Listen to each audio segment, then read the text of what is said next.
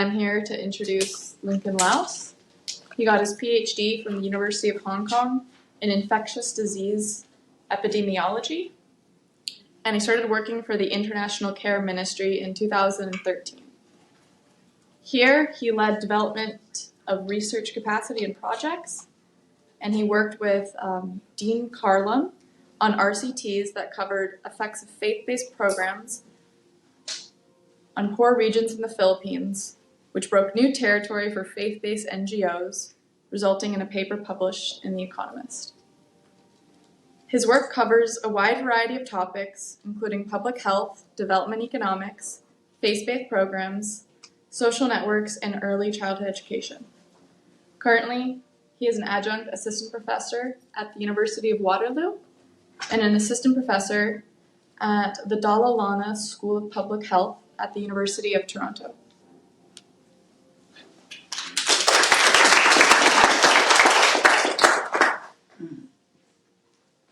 Thank you so much, Tiffany. Thanks for the kind introduction. Sorry, I had like 3-4 hours of sleep last night because of a very young child, so my voice is already a little bit gone, but hopefully the mic will help and then you can hear what I'm trying to say. So maybe I'll just start off and first apologize for this cryptic title. It's all my fault. JD has been doing an incredible job getting me to submit more information about what we would talk about. Still, I have this title that's super ambiguous, but I'll try to put more color to it. I think what I'm hoping to do today is to talk through some results that we've just recently analyzed. So the numbers are kind of changing, but the story that I wanted to tell all of you and discuss with all of you today is just the process of how we're trying to engage with RCTs as an organization. We're really trying to make sense of results that have come in recently. So I'll be going through that, and then I'm hoping it just stirs up an interesting discussion. And so if you pay very close attention, some of the numbers aren't going to be totally consistent throughout the presentation, but that's because the team is just constantly analyzing and some of the figures have changed a little bit, but I just hope we can focus on the process and how we're trying to understand these numbers and what they're telling us. So I'll start off with just a little bit of an introduction about who ICM is. For those of you who don't know what we do, we're an organization that's primarily based in the Philippines. We've been there for 27 years now, I think. And we also are running pilot programs right now in Uganda and Guatemala. So we're slowly coming out of Asia, but we've been there for 25 years before thinking about expansion because we really wanted to get our model right. That's kind of how the leadership was thinking. Our program is called Transform, so that's the kind of the marketing name that we use. And the main purpose of this program, which I think is similar to a lot of the organizations that are represented here, is we're trying to address poverty and we're trying to address it in a holistic way. So we're looking at a few different types of poverty that people struggle with, and we're hoping that we can provide interventions that work. In terms of scale, we, at the moment, provide this program to about 1,500 communities annually. So that's about 45,000 people, or 45,000 households, I'm sorry. And it's set up to be pretty much uniform across the whole country. I was hearing some of our colleagues share about the work of trying to mix different countries that are not doing uniform work. We are not there yet, and so the good side of it is it's a lot easier to do research when everyone's doing the same thing, right? So that's one of the advantages that we've had. And maybe this would help just explain or give you an idea of what the program looks like. So in our program, we always work through a local pastor. So that's the person in yellow here, I guess in the diagram. And a local pastor is going to be our connection to the community.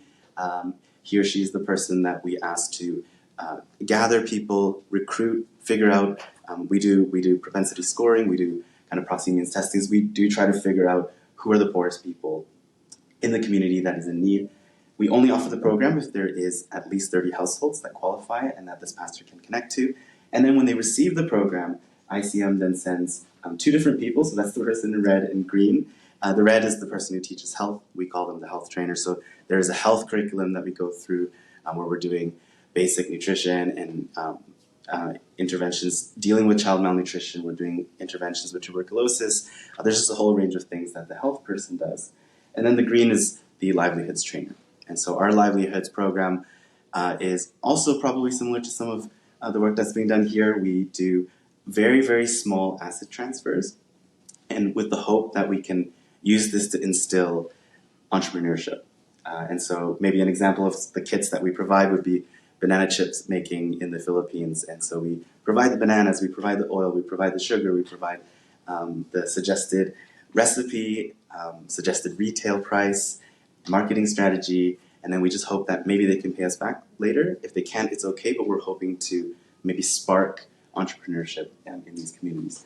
So we've been running this program for about 10 years, 12 years, and we were doing it over and over and over again. And the main way of evaluating was we were doing pre and post surveys, before and after, before and after.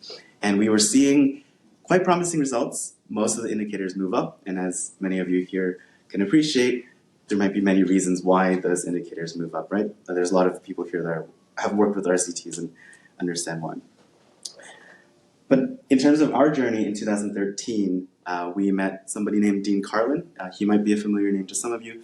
He has a few books out. He's currently the chief economist at USAID. But back then when we met him, he was at Yale. He's currently at Northwestern. But he's become a really close friend to ICM, but also a really intense research partner in a really good way. So we met him in 2013. Our CEO met with him. And his objective in 2013 was he was looking for an NGO that would be willing to randomize the religious component of our program. That's what he wanted to do. He was wondering, is there any organization that's going to let him isolate the religious component and randomize it? Our CEO said, sure, but can you also do an evaluation of our program? And so that was the kind of the partnership we started in 2013-14. I think on our side, we were hoping that we would have these strong results to show us, hey, your program works. Here's how you can benchmark with programs around the world. And then, of course, on the academic side, Dean and a few other investigators that he invited, they were looking to write something to see if they can isolate the effect of what religion might do in terms of economic development. So this is 2013. Timelines are going to be important because I also want to just show all of you how long it took to get results. But 2 years of talking, 2015, we ran our first RCT.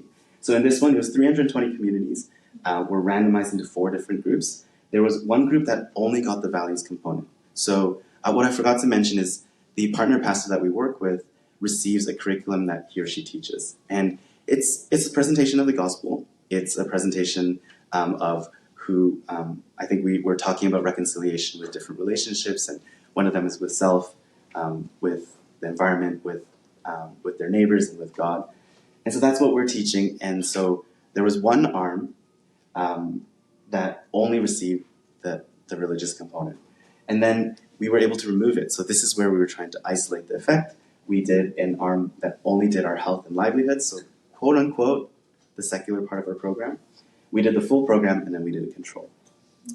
So I think some of you may know the results of this from the academic side was published in QJE, and it was published in 2020, online in 2021. So maybe 7-8 years to get to this point, which I think is quite normal in the academic world. And the results are complicated because they are looking at different types of panels, different types of disaggregation, because they're looking to see what is that values component doing. And what they found was that, and their results suggest that there is an economic impact just by doing the values component. So I'm very aware that this paper caused some controversy in some parts, that it was talked about in different circles. We were the organization that hosted it. Very happy to talk to all of you about that as well.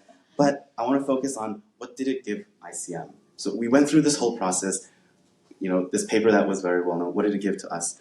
So we ended up just wanting to know and focus in on our program versus control. The whole package, does it have an economic impact? So I'm just going to highlight 2 different economic outcomes, even though there were many, many, many different outcomes that we looked at. So income, household income, we are hoping that household income changes, right? We're hoping that our program has an impact on household income, and then consumption. And so the economists that we're talking with were all telling us that consumption is a much better indicator, a much more stable measure, especially at this tier, at this level of poverty. And so what you want to see is a consumption effect. Income effect, it's good to see, and best is if both of them are positively moving. So our first results at 6 months, this is from this first study, was that there was a significant positive effect. We saw it's approximately 16% increase in baseline income. At 6%, we were excited to see this. I think as an organization, we're saying, okay, so does this mean that our program's working? Can we go tell everyone? And they said, no, hang on, consumption's not moving, and that's weird. So don't say anything. We're just going to say that it's mixed results. It's kind of the jury's still out for your program. So we said, that's all right. The other component is time. They said, maybe you need to wait longer to see if the effects, sustain. So we did another round of surveys, and I just want to tell all of you, these surveys are large surveys. These aren't just a couple hundred people. We're looking 6,000, 7,000 people. When IPA sent their team, so this is Dean Carlin's organization, the budgets was in the millions. It wasn't, these are not small, these are very expensive studies to run. But we redid it. We said, well, we figured out funding, let's do this again. 30 months, what do we see? We see no results. There's no impact on income, there's no impact on consumption. And so then we were starting to discuss with Dean and his whole team, what is going on? Maybe the theory was that there is a brief, short-term impact on income, and then it dissipates over time. And in many ways, it's okay because our program is, we're typically compared to a program that's quite well known in terms of poverty alleviation called the graduation model, which was started by BRAC. And so for those of you that aren't familiar with it, it's a pretty well built out program with asset transfers that range from $500 to $2,000, $2,500 US dollars per household. They will receive cattle, or they'll receive a productive asset that's very, very valuable. There's coaching that happens for 2 years. Someone will visit this family week in, week out for 2 years. There's monthly lessons that are built into the whole program. So it's this kind of bells and whistles, full-on program. And again, it's Dean Carlin and then other names that you probably know, like Abhijit Banerjee and Esther Duflo. They did that study on graduation model. They found it to be very successful, and it's a very, very well-known study. We're kind of that graduation model on a very, very cheap scale. Instead of $2,000, our asset transfers were $5, $10. Instead of 2 years of follow-up, our follow-up was the length of our program is 16 weeks. So there's just very, very large difference, but it's interesting because we were hoping that we would have results that maybe are 10%, 20%, 30% of the graduation model, then maybe in terms of cost effectiveness, there's something there.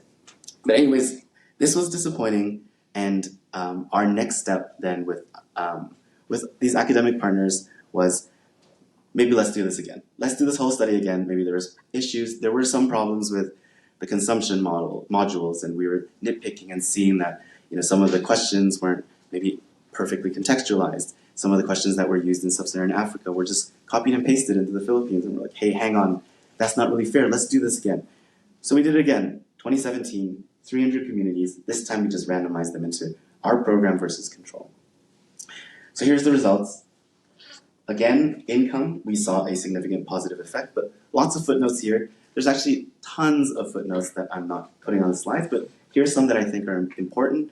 It's a smaller household income effect, but then what was worrying for the economists was that our labor income wasn't going up. It was just driven by what they call gifts.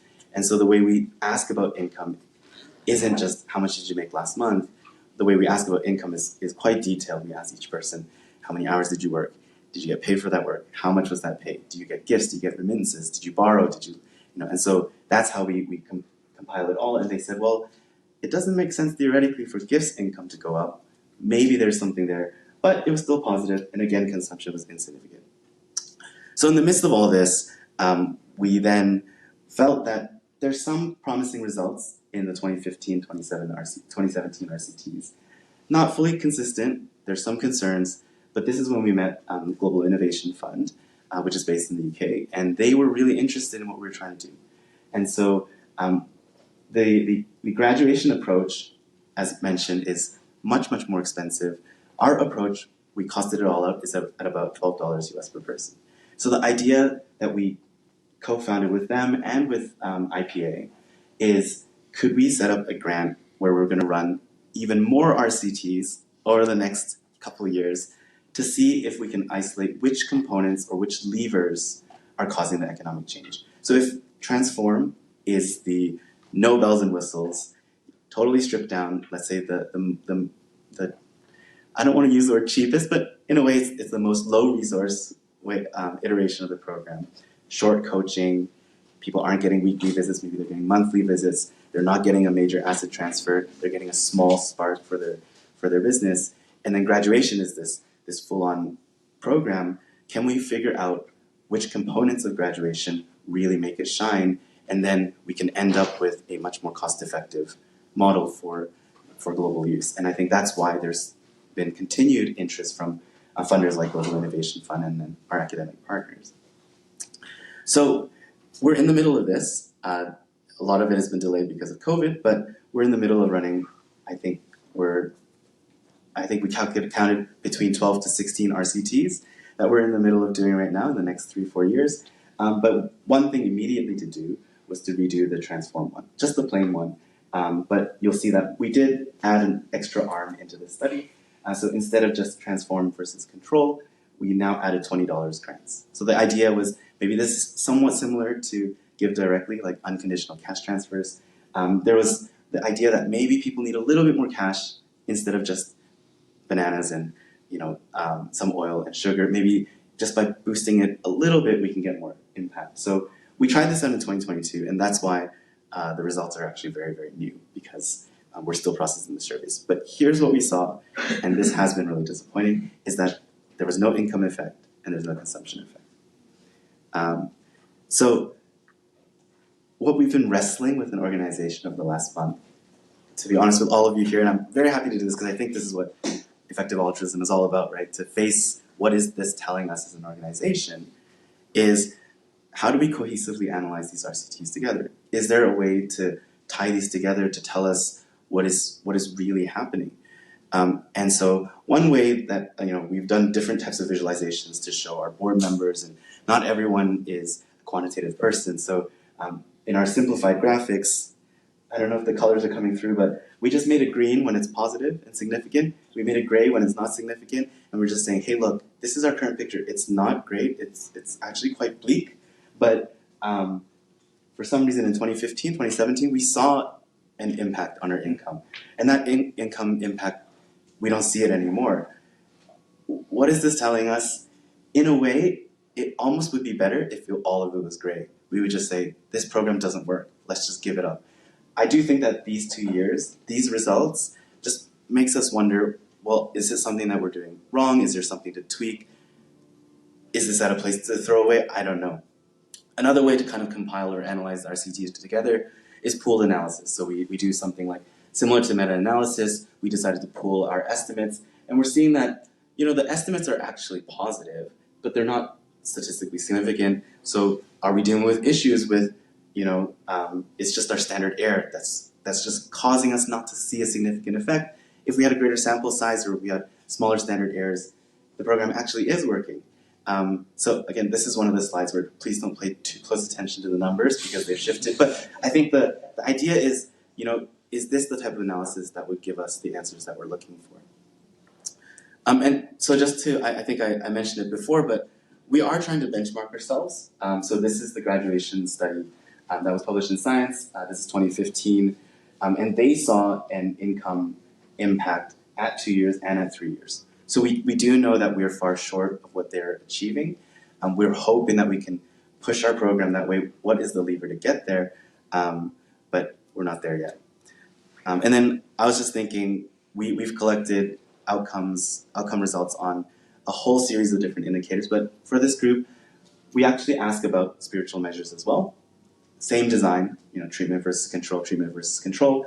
And actually, interestingly, when we ask about, why do you feel that you're going to heaven? There are many beliefs about what happens after death. The result that we're looking for was statistically significant and positive in most of the studies that we run. Again, not for all of them, but in most of them. And when we did pooled analysis for for example, this question, why are you going to heaven? The response we were looking for was, I'm sure because I'm saved by grace through faith. It's a mouthful. Here, when we pool the estimates, it looks like it's significant. But you would see that in the 2017 one. And actually, for some reason, the recent arm with the grant, it wasn't significant. Not sure why, but this makes us think we've done 3 RCTs. Maybe this is one way we can process and think through what is it actually telling us. Can we be confident that our program is causing spiritual change? Or should we go back to the drawing board and tell the board or tell our management that, hang on, this program is just not working? And I feel like we're not on either side at the moment. We're kind of caught in this no man's land. And very honestly, it's difficult. It's not clear what the best next steps are. But I thought I'd share with you some thoughts on this whole challenge of trying to create a cohesive interpretation. So what do we do when we see mixed positive and negative results? And then there's this idea of, well, we've done pooling of estimates, but there's things that change over time. So to show you, this is our income estimates at baseline. This is from 2017. So on the x-axis, this is just income, household income per person, household income per month per household. And then 22, this is 2022. You can see that the distribution shifts.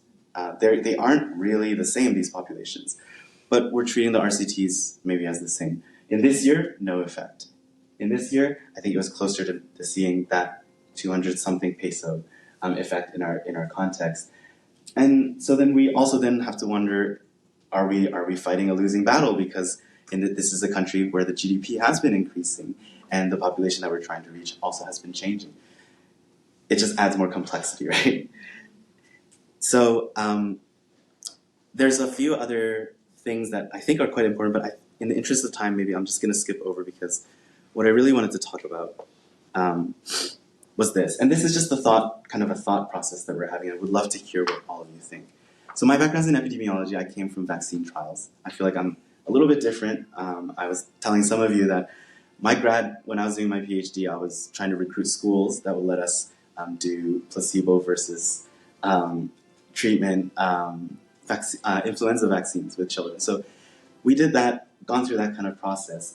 And I was rethinking about, this methodology that's been used is being used so widely right now in economic development. When I think of the analog, when I think of the equivalent in the medical sciences, this is what I kind of picture. So it's not perfect, but when I think of, for example, the COVID vaccine that was recently produced, it seemed really fast. Suddenly, there was an RCT. We were doing, tens of thousands or thousands of people in the control and treatment arms, and they were suddenly able to do that. But when I looked at who was necessary to run that study, it really is just epidemiologists, clinical trial specialists. It's these people who are designing the studies and running the methodology. But there's actually a lot of foundational work that happened before that vaccine was even there. I'm glad that this room, we have a geneticist as well, but there's work that's done in far foundational in the lab. So I hope not to offend anyone. These categories I just put there, they're not perfect fits, but it's just to think through what happens. Because when I think about a vaccine being developed, there are geneticists, biochemists that work at that foundational science level. And then we have in vitro lab work. So there's stuff that's done on petri dishes. There's stuff that's done on cell lines. There's stuff that's being done in gels and all sorts of work like that with virologists, pathologists. And then there's in vivo work. So then maybe we use animal models. All this goes in, and then finally they have that COVID vaccine that they trial in an RCT.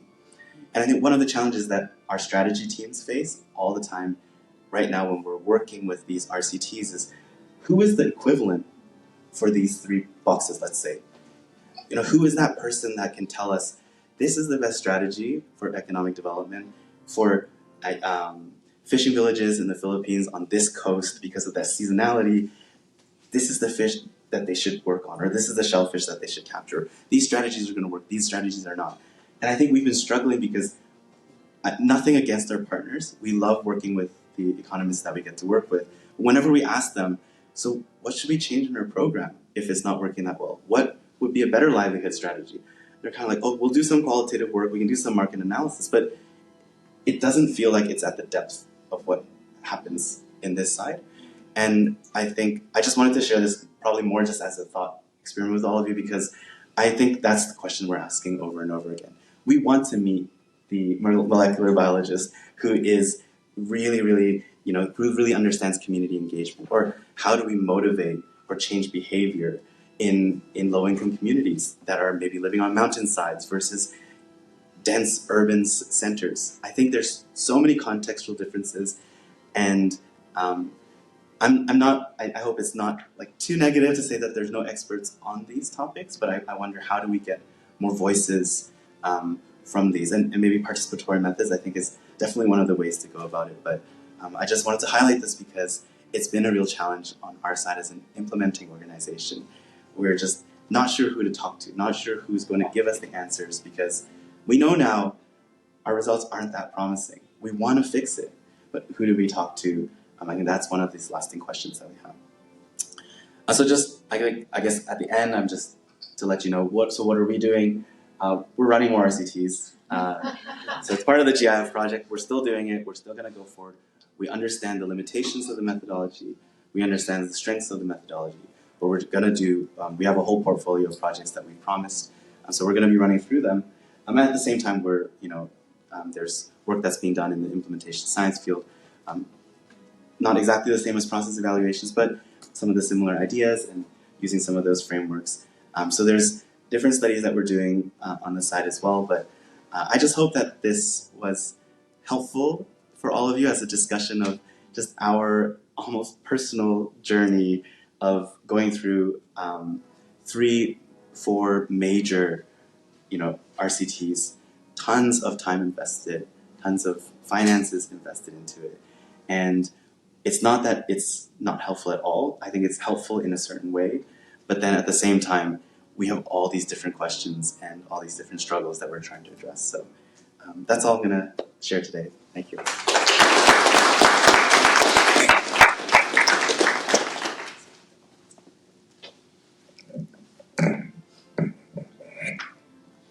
I thought that was super interesting. Thank you. Questions? Thank you. Thank you for such an interesting and honest discussion of what works.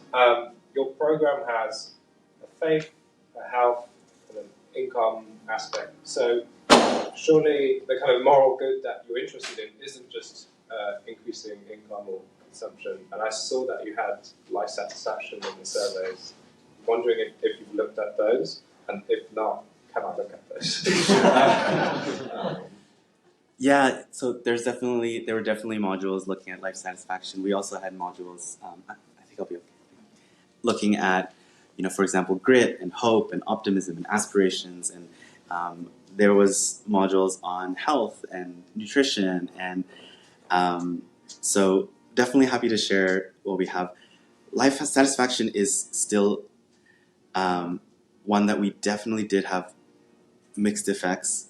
And I think the other one was aspirations as well, where it wasn't really clear what it was telling us about.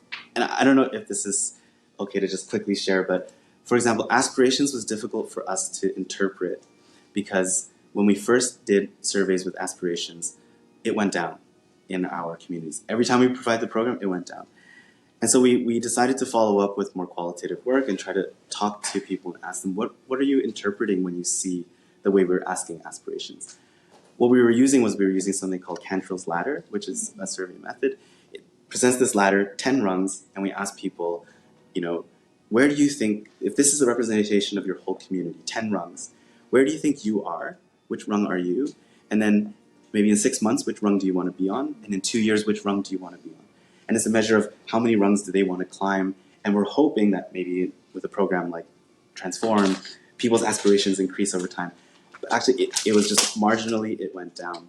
And when we finally had the time to talk to people, we asked them, what does this ladder actually mean to you? What we found in the Philippines and in our context was people say, the top rung is where all the corrupt politicians are, where all the terrible people are. Nobody who's a good person wants to be up there. My goal is to be among 5. That's the best place to be.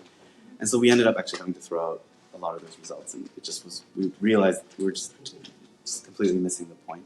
But yeah, sorry, I don't know if I answered your question. Yeah, that's great. Do you want this? No, no, okay. Okay. What did the control actually receive? Like, did they get nothing, or was there some visitation from program people, or they got absolutely nothing? So they got absolutely nothing, and so for the 30-month study, the moment 30 months finished, then we provided the program to them, but we weren't able to tell them that they were receiving it. So this part of the study design was to really lock in the control and not let them know. And yeah, so the other thing, just to let everyone know, is it does create a lot of angst as an organization that's implementing to have to put pastors and communities into control groups, right? So we're actually still dealing with some of the negative effects, and the first study was in 2015.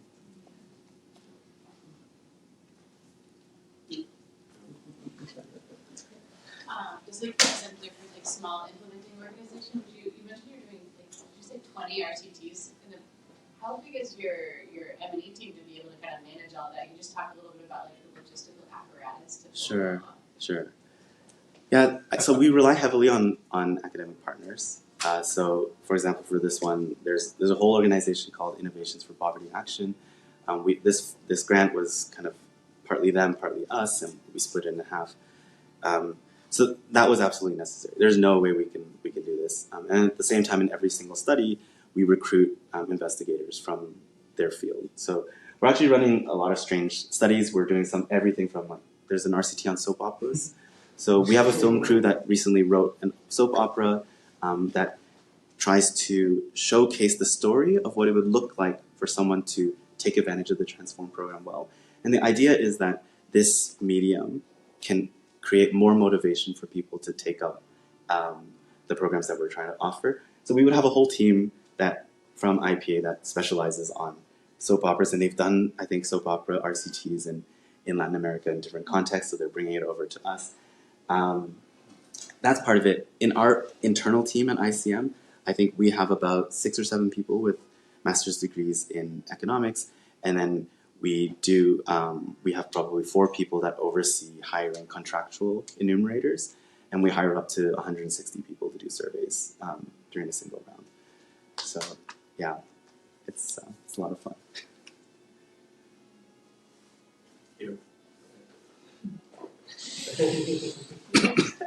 Okay.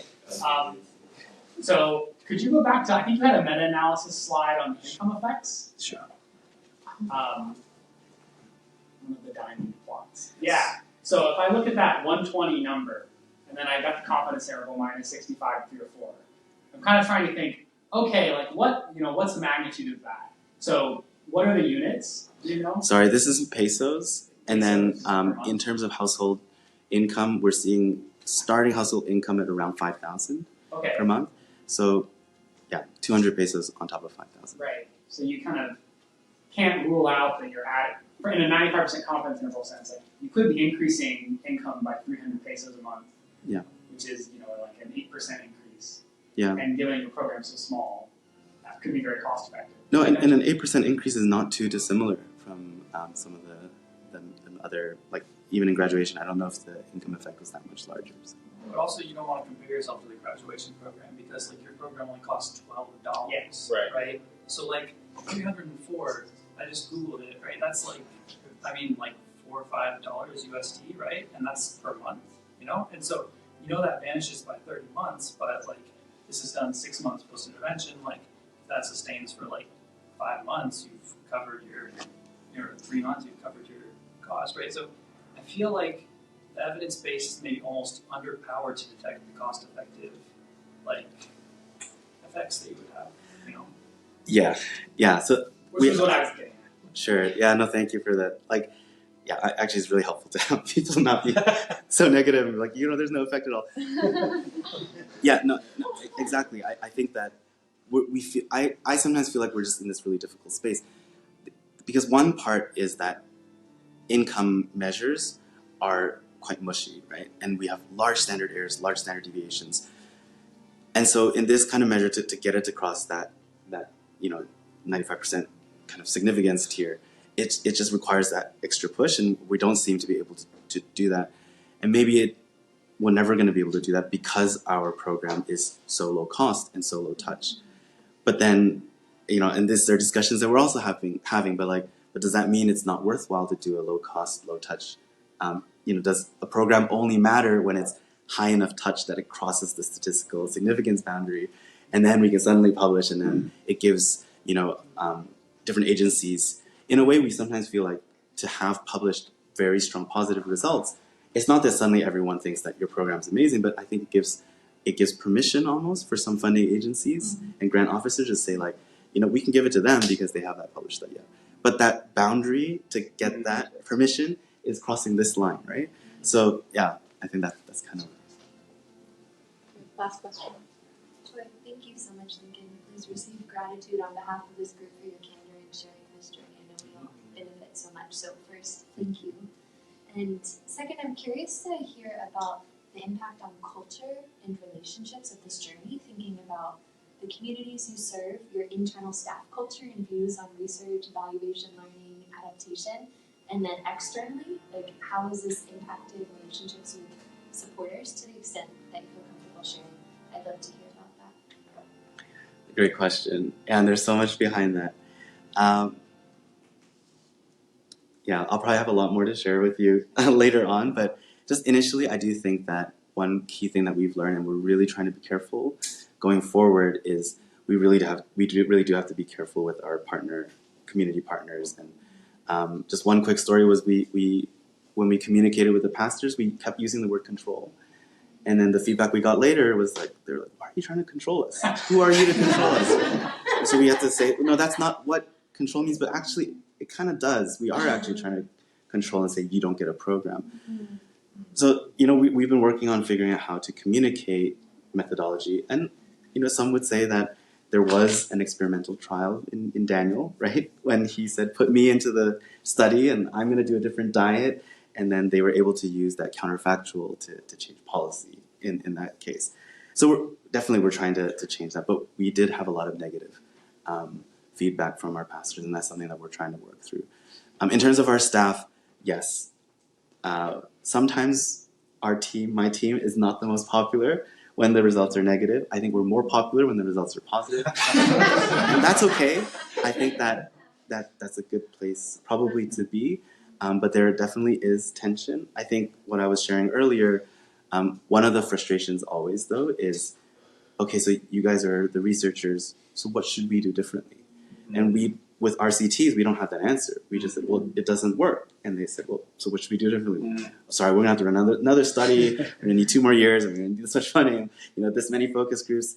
And so that's been, something that we're trying to work through as well. And then finally, externally with donors and things, I think it really has situated probably our fundraising to be looking for foundations and donors that are interested in data, that are interested in research methods. And I think it probably does move us out of some conversations, but it's also moved us into some different conversations. Yeah. Thank you. Okay. All done? Yeah, round of applause.